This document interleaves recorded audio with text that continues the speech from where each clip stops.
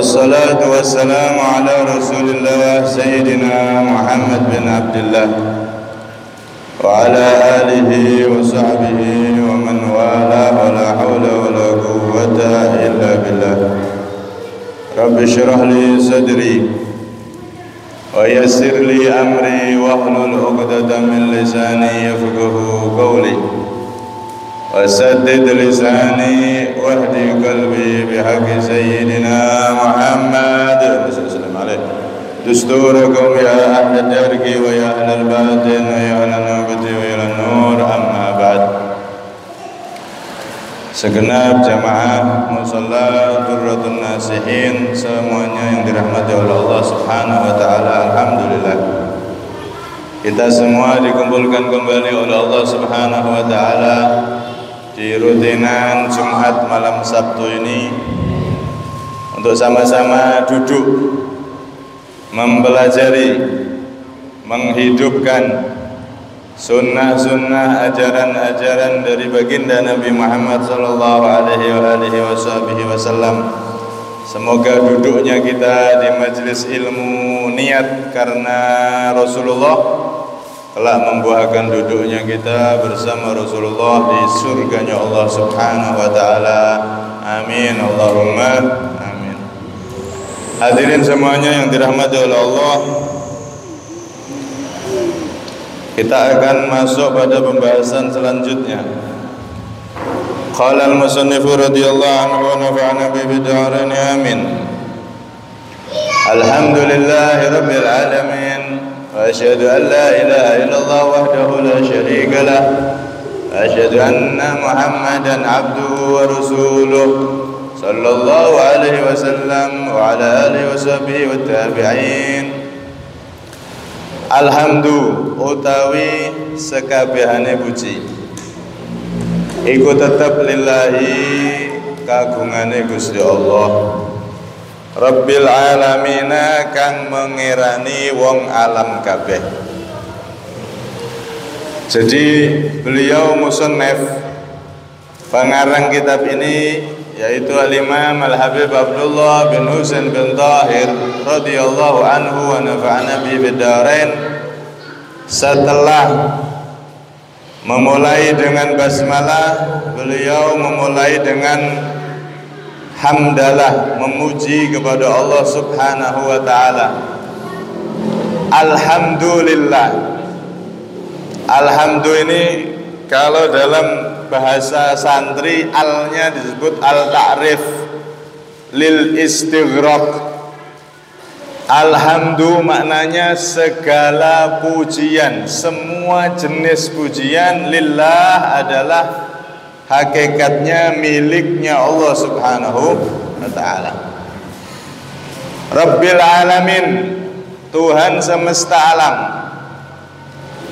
Rabbi niku maknanya malik, pemilik atau yang merajai, atau murabbil alam, yang merawat alam semesta. Rabbil alamin, Tuhan alam semesta, artinya yang merawat alam semesta itu Allah Subhanahu wa taala. Kalau enggak ada Tuhan, alam semesta ini juga enggak akan ada. Alam semesta ini dari langit, bumi, planet-planet semuanya masih berputar, berotasi. Semuanya masih dalam keadaan baik-baik saja. Itu semua yang merawat adalah Rabbul Alamin, yakni Allah Subhanahu wa taala. Nah, di sini beliau setelah habis basmalah memulai dengan hamdalah karena memang ada riwayat lain yang mengatakan kullu amrin dibalin la yubtada'u bihamdillah fa huwa aqta. Kalau yang kemarin bil basmalah fa huwa aqta. Kama qala Nabi SAW, ada dua riwayat. Setiap sesuatu yang baik kalau tidak dimulai dengan bismillah maka akan sedikit berkahnya. Riwayat yang kedua, setiap sesuatu yang baik kalau tidak dimulai dengan alhamdulillah sama akan terputus atau sedikit berkahnya. Karena itu setelah bismillah pasti semua ulama dalam kitab-kitabnya menulis alhamdulillah. Segala puji bagi Allah Rabbil Alamin, Tuhan semesta alam. Al-Alamin, apa itu Al-Alamin? Semesta alam itu apa? Ini pernah ditanyakan oleh Fir'aun ketika Nabi Musa ditanya, wa ma Rabbul Alamin, siapa itu Rabbul Alamin, Tuhan semesta alam? Maka Nabi Musa alaihissalam menjawab, Rabbus samawati wal ardi ma bainahuma in kuntum muqinin. Tuhan semesta alam yaitu Tuhannya langit dan bumi, Tuhan yang menciptakan langit dan bumi dan segala sesuatu yang ada di antara keduanya, di antara langit dan bumi.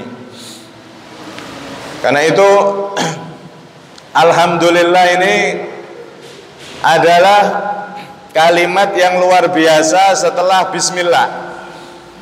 Bahkan Imam Al-Ghazali beliau menyebutkan satu hadis yang begitu singkat tapi luar biasa.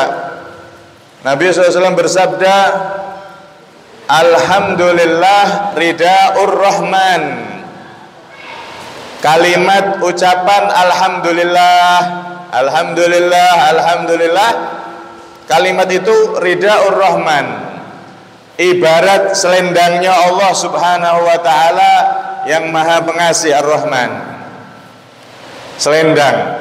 Selendangnya Gusti Allah itu alhamdulillah. Kalau orang dulu, zaman dulu,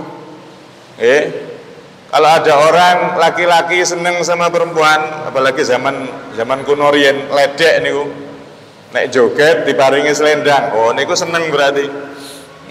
Kalau bahasa sekarang, orang dikasih medali, selendang medali, diselempangkan di tubuhnya. Nah ini berarti orang yang luar biasa, orang yang mendapatkan penghargaan. Nah kalimat alhamdulillah kalau kita baca, apalagi sering dibaca, itu ibarat kita mendapatkan penghargaan dari Allah, alias kita akan menjadi orang yang dicintai oleh Allah subhanahu wa ta'ala.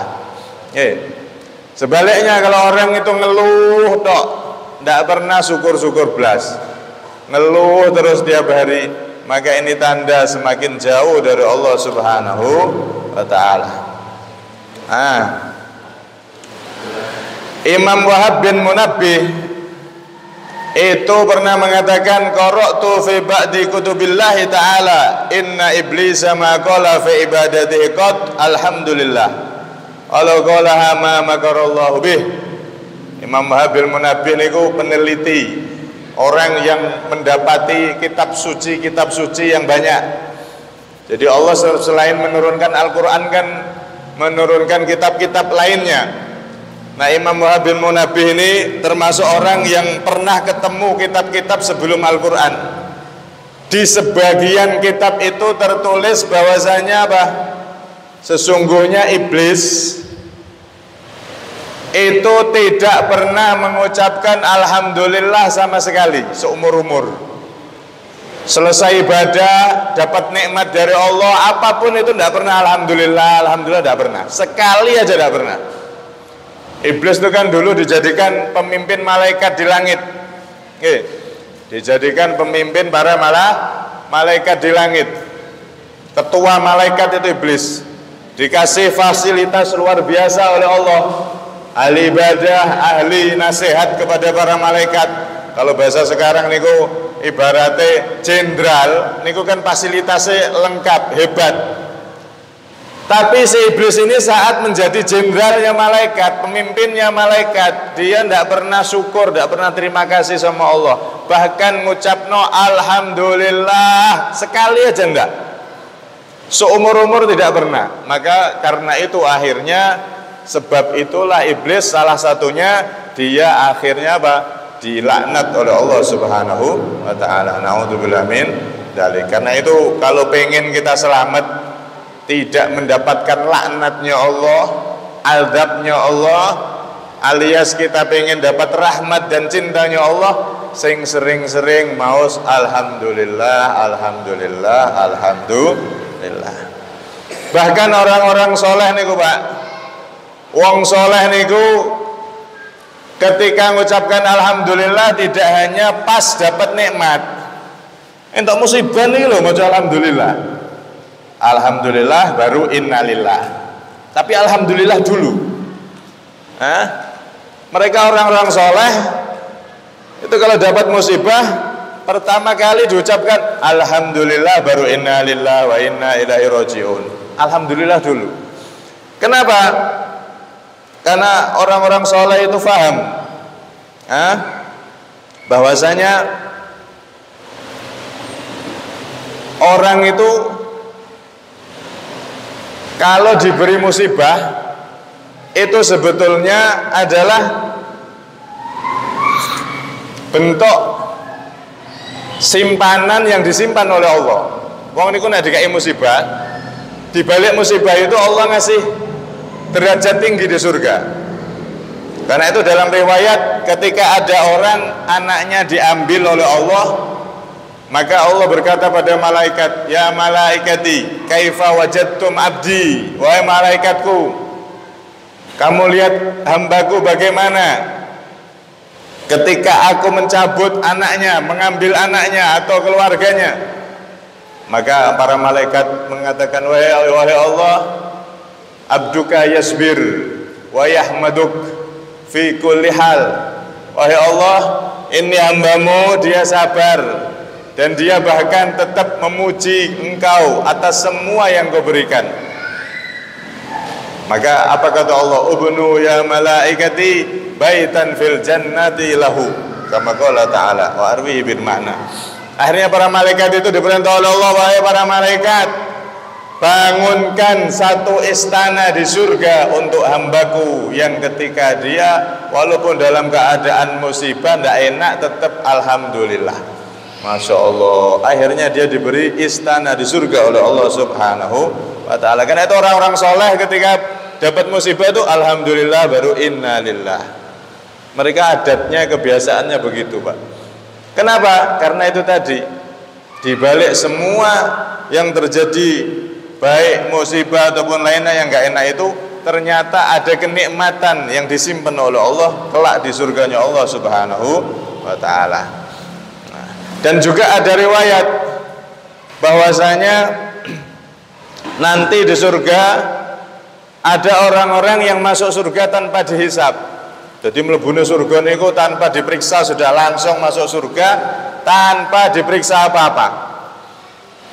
Ketika di mahsyar terdengar seruan liyakumil hammadun. Hendaknya berdiri itu orang-orang yang sering memuji Allah dalam semua keadaan. Dalam kenikmatan dia alhamdulillah, bahkan dalam susah pun dia tetap tidak pernah lupa baca alhamdulillah. Karena masih merasa nikmat yang tersisa pada dirinya masih banyak.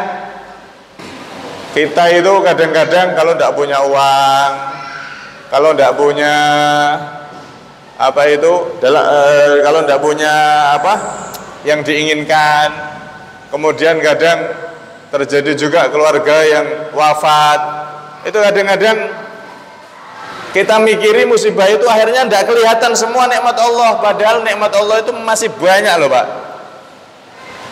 Ada keluarga meninggal, itu nek dipikir lagi, alhamdulillah saya kumpul sama ibu saya dikasih kesempatan oleh Allah sudah sekian puluh tahun. Itu loh di Palestina sana ada bayi yang baru lahir, bapak ibunya langsung gak ono kena bom. Saya masih sampai besar bisa kumpul sama orang tua. Walaupun musibah, tapi ada nikmat di balik itu semua. Masih ada nikmatnya Allah Subhanahu wa ta'ala. Artinya ketika kita ditimpa musibah, ditimpa satu yang tidak enak itu, berusaha melihat nikmat Allah yang lain, yang pasti masih banyak. Alhamdulillah masih punya rumah. Itu ada orang yang tidak punya rumah, tidak punya apa-apa. Alhamdulillah masih punya keluarga. Itu ada orang yang di bawah jembatan, dia sebatang kara, tidak punya siapa-siapa, bahkan anak kecil. Terus seperti itu, sehingga kita akan menjadi orang yang napa niku mboten stres dengan musibah-musibah tadi itu. Tidak merasa terbebani nemen, sehingga akhirnya kita itu tidak ingat apa-apa sampai drop. Tapi kalau kita lihat nikmat Allah yang masih ada, itu agak refresh, agak ringan gitu. Karena itu orang-orang soleh, mereka ketika ditimpa sesuatu yang tidak enak ataupun musibah, bahkan mereka tetap membaca alhamdulillah, innalillah, baru seperti itu. Nah, orang-orang soleh mereka kebiasaannya seperti itu. Dan orang yang seperti ini dalam keadaan senang, alhamdulillah, wajar, biasa. Dalam keadaan tidak enak, tapi dia tetap baca alhamdulillah, tetap ingat nikmat Allah. Maka orang yang seperti ini, enak, tidak enak, tetap iling Gusti Allah, tetap ingat nikmat Allah. Orang yang seperti ini kelak di akhirat akan dimasukkan rombongan, golongan manusia-manusia yang masuk surga tanpa dihisab oleh Allah Subhanahu wa ta'ala. Langsung mlebu surga nih, Masya Allah. Mungkin-mungkin kalau panjenengan termasuk golongan orang-orang tersebut. Amin, Allahumma amin. Alhamdulillah ini, syukur ini Pak, adalah satu sifat baik yang selama-lamanya ada. Di dunia ada, bahkan nanti sampai di akhirat, ten surga niku ada. Kalau sifat-sifat yang lain seperti sabar, itu nanti di surga nggak ada. Orang sabar itu nggak ada. Terus pengen mangan sate, aku sabar sih, ndak ono. Pengen langsung tekoting sate di depan. Wes pengen istana, pengen bisa punya rumah saya. Kalau di surga nggak ada sabar-sabaran, ting istana jadi. Wes pengen bojo ayu, ting bidadari jadi. Wes pengen apa aja ada. Sampai orang Badui itu tanya sama Rasulullah, hal fil jannati jamal. Wahai Nabi, apakah di surga itu ada onta? Saya tuh seneng sama onta, wahai Nabi. Jenenge wong kan beda-beda, enten yang senenge ngingu manuk, dolanan manuk ae tiap hari, nggih. Enak sing seneng niku apa? Motor, tiap dina ngutek-ngutek motor, variasi tukokno ini itu. Pikirannya motor, dicet iki, dipilok ini, terus seperti itu. Hobinya masing-masing. Ini ada orang Badui, Rasulullah, saya itu seneng dengan onta. Hobi melihara onta. Apakah di surga ada onta, wahai Nabi? Maka kata Rasulullah, ada, semuanya di surga ada. Nah, seneng rokok, mengke ten surga. Ya Allah, saya pengen ngerokok ya Allah. Ting, rokoknya enten. Nek ceritane Habib Salim kan ngoten. Rokoknya ono tapi genine gak ono. Kon metu sik. Golek geni ning neraka, ya Allah. Muga-muga gak kepleset ae tiba bahaya. Artinya apa? Semua yang ada di surga itu kenikmatannya ada semua dan tidak perlu sabar, langsung teko. Beda sama di dunia. Di dunia kita perlu sabar. Kalau orang-orang saleh tadi kena musibah, syukur alhamdulillah, baru sabar. Nek kita kan biasanya tidak, ya sabar minimal. Pengen apa belum bisa, sabar, jangan sampai nyuri, jangan sampai korupsi kalau jadi pejabat dan seterusnya. Sabar ning donyo. Kalau di akhirat enggak ada sabar-sabaran, langsung ting enak kabeh wis pokoke. Mbah piye niku, pokoke enten kabeh ning surga niku enggak ada sifat sabar di surga. Kok ana sabar-sabaran meneh. Sifat yang lain contoh seperti khauf itu takut sama Allah atau takut pada selainnya. Jenengan pas ten ladang wedi nek enek ula, pas ten di hutan takut kalau ada harimau, binatang buas misal. Di dunia ini ada rasa takut, tapi di akhirat di surga belas tidak ada. Rasa takut hilang semuanya. Dan sifat-sifat yang lain, zuhud itu menahan diri dari dunia sampai lalai. Menahan diri dari gemerlap dunia yang melalaikan, itu zuhud. Tahan. Nah, tapi kalau di akhirat tidak ada. Di surga, kalau sudah masuk surga, tidak ada sifat khauf, takut, tidak ada sabar, tidak ada zuhud, tidak ada, dan sifat-sifat yang lain tidak ada semua. Tinggal satu sifat di surga itu apa? Syukur sama Allah. Alhamdulillah. Tok. Tidak aneh sabar-sabaran, tidak ono wedi-wedian, wis enak. Sifat satu yang masih utuh mulai di dunia sampai nanti di akhirat, bahkan di surga, hanya sifat syukur. Alhamdulillah. Ketika diberi nikmat oleh Allah, Istana besar, alhamdulillah, senang. Makanan enak, alhamdulillah, alhamdulillah, alhamdulillah, terus penduduk surga itu. Satu sifat ini akan kekal mulai di dunia sampai di akhirat. Karena itu kalau orang di dunia ini sering alhamdulillah, alhamdulillah, alhamdulillah, dikasih selendang oleh Allah, orang yang dicintai oleh Allah Subhanahu wa taala. Dan dia akan dimasukkan surga tanpa hisab. Ning donya iso alhamdulillah, padahal donya nggone ruwet, nggone bulet, nggih. Ruwet kabeh pokoke donya niku. Jenengan bakaran sate, sedulur ongkas kurban, bakaran sate. Enteke bakar dadekno geni, nggih. Apa diolah kemudian gawe bumbu, masake sak jam 2 jam. Wis kesel mumet, aslinya kan ya capek itu. Cuman saking seneng gak kerasa. Makannya baru 5 menit entek. Sing 2 jam capek-capek masak tadi dimakan 5 menit ada habis. Cuman ngelewati lidah yang ukurannya cuman berapa senti itu 10 senti, ngelewati mulut set mlebu wis bar. Capeknya ndak karuan, kesele ndak karuan, tuku kecap sana, golek sambel, golek lombok wis meloya-meloya rene. Masakan dipangan 3 menit entek. Ya Allah, kesele sama nikmat itu sebetulnya ndak banding, tidak sebanding dunia ini. Tapi karena diberi kesenangan, rasa senang, akhirnya tidak terasa. Kalau dipikir hasilnya, ya Allah, entek masak kesel-kesel suwi, mangan cuma 3 menit, marane mlebu weteng, jadi gak karu-karuan ning jero. Dunia ini tempatnya ruwet, tempatnya sulit, tempatnya capek.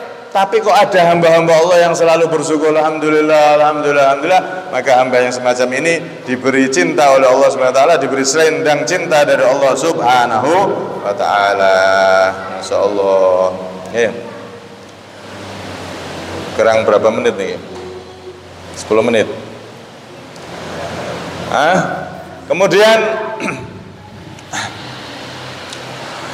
disebutkan kesempurnaan kita bersyukur itu ada 3 hal. Jadi wong iso maca alhamdulillah jadi hamba yang bersyukur, tertulis jadi hamba bersyukur itu dengan 3 hal. Kalau 3 hal ini ada, maka sempurna kita tertulis menjadi hamba-hamba Allah yang pandai bersyukur. Yang mana Allah Subhanahu wa taala menyebutkan di Al-Qur'an hamba-hamba yang model seperti ini sedikit sekali. Wa qalilum min ibadiyasy syakur. Wa qalilan, dan sedikit sekali min ibadi dari hamba-hambaku asyakur yang pandai bersyukur. Bersyukur alhamdulillah, alhamdulillah setiap saatnya. Itu sedikit. Kebanyakan manusia lalai, lupa dengan nikmat yang diberikan oleh Allah Subhanahu wa taala. Nah, kesempurnaan bersyukur itu pertama al-ilm. Pertama adalah meyakini di dalam hati. Ini disebutkan oleh Al-Imam Al-Ghazali radhiyallahu anhu wa nafa'ana bih. Meyakini di dalam hati bahwasanya semua nikmat yang kita dapat itu adalah minallah, dari Allah. Fama min ni'matin wa ma bikum min ni'matin fa minallah. Jadi kita yakini di dalam hati semua nikmat yang ada pada saya ini semuanya dari Allah. Nikmat diberi kelapangan rezeki Allah, sukses dalam usahanya itu dari Allah, sukses tokonya Allah, semuanya Allah sudah di dalam hati. Ya, keberhasilan apapun dalam hati yakini itu dari Allah, bukan karena cerdasnya kita, bukan karena pandainya kita dalam berbisnis, bukan pandainya kita dalam jual beli dan seterusnya, bukan. Kalau punya PT pabrik, punya sawit, kalau Allah berkehendak sawitnya ada buah, ya tidak bisa dapat uang. Dua PT gede tapi bangkrut, PT-nya nggak ada yang jual, produknya nggak ada yang beli, ya bodoh wae, bangkrut PT-nya. Maka yakini dalam hati semua yang kita terima dari nikmat Allah itu, nikmat-nikmat yang kita rasakan semuanya dari Allah Subhanahu wa ta'ala. Yakini seperti itu, bukan dari usaha saya, bukan semata-mata hanya usaha saya atau kepandaian saya atau kelincahan saya, tidak. Minallah, dari Allah semua. Ini pertama. Dan ini termasuk syukur yang paling utama. Nabi Musa alaihissalam pernah bertanya, Ilahi qad khalaqta Adam wa fa'alta wa kaifa syakarak, wahai Allah, engkau telah menciptakan Nabi Adam dan engkau telah memperlakukan Nabi Adam begini, engkau muliakan dia, bahkan saat itu engkau jadikan Ka'bah seperti Ka'bah, semua malaikat engkau suruh sujud kepada Nabi Adam yang mana dia diciptakan dari tanah, sedangkan para malaikat dan lainnya dari api dan cahaya, tapi semuanya harus sujud pada Nabi Adam. Engkau muliakan itu Nabi Adam, engkau masukkan surga, engkau beri muliaan ini, itu, dan seterusnya. Maka bagaimana cara Nabi Adam bersyukur kepadamu ya Allah? Caranya bersyukur bagaimana setelah engkau beri nikmat yang begitu banyak kepada Nabi Adam? Maka jawab Allah apa? Alima dzalika minni fakanat ma'rifatuhu syukra. Wahai malaikat, syukurnya Nabi Adam cukup di hatinya tahu semua yang dia dapatkan dari semua keberhasilan itu adalah dari aku, maka itu sudah cukup menjadi syukurnya Adam kepadaku. Masya Allah. Jadi di hati jangan pernah merasa keberhasilan itu dari diri kita. Keberhasilan itu adalah murni dari Allah Subhanahu wa ta'ala. Ini yang pertama. Kemudian yang kedua, al-hal. Al-hal itu maksudnya kita punya perasaan hati yang baik sama Allah. Contoh seperti ada bos ngasih bonus anak buahnya mobil misalnya.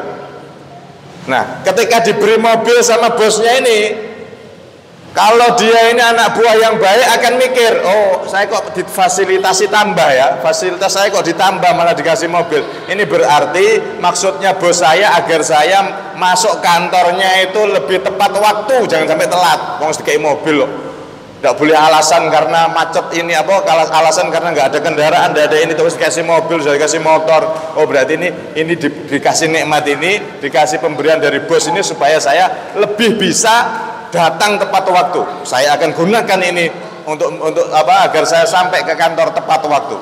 Ini kalau hamba yang baik, hamba yang soleh, apa, anak buah yang bagus. Nah anak buah yang nggak tahu diri, dikasih mobil malah tambah telat. Kenapa? Oh malah rekreasi ke sana kemari dulu. Padahal dikasih mobil bosnya, malah tiap hari telat, jalan-jalan dulu sana sini. Ini namanya anak buah yang nggak tahu diri. Begitu juga kita ini Pak. Kita ini kalau dikasih nikmat oleh Allah, pandang, oh saya dikasih harta banyak, oh saya dikasih kesehatan, oh saya dikasih nikmat Allah ini itu, oh nikmat ini dikasih oleh Allah ke saya, biar saya nambah ibadah dengan semua nikmat yang saya terima ini. Dikasih banyak harta berarti saya diberi kesempatan oleh Allah untuk nambah ibadah dengan harta yang banyak ini yang diberi oleh Allah. Dikasih kesehatan berarti saya diizinkan oleh Allah supaya ibadah menggunakan kesehatan ini, dan seterusnya. Ini hamba yang baik, hamba yang tahu diri. Karena itu ketika kita dapat nikmat, selain satu kita yakini dari Allah, nomor dua ini adalah fasilitas dari Allah agar kita semakin ibadahnya tambah baik, tambah banyak kepada Allah Subhanahu wa ta'ala. Ini yang kedua. Yang ketiga, al-amal, praktekkan itu. Setelah oh iya ini nikmat Allah, tak buat yang baik-baik. Oh ini dikasih nikmat Allah, tak buat untuk ibadah sama Allah.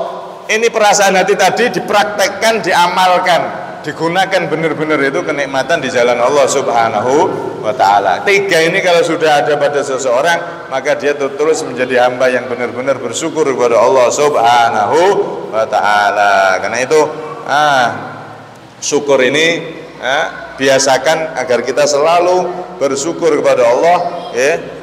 Selalu mensyukuri pemberian dari Allah Subhanahu wa ta'ala, lebih-lebih syukur bil lisan, kita ucapkan dengan lisan alhamdulillah, alhamdulillah, alhamdulillah dalam setiap keadaan, dalam setiap apapun yang terjadi pada diri kita. Rasulullah itu kalau diberi nikmat beliau baca alhamdulillah bi ni'matihi tatimmus shalihat.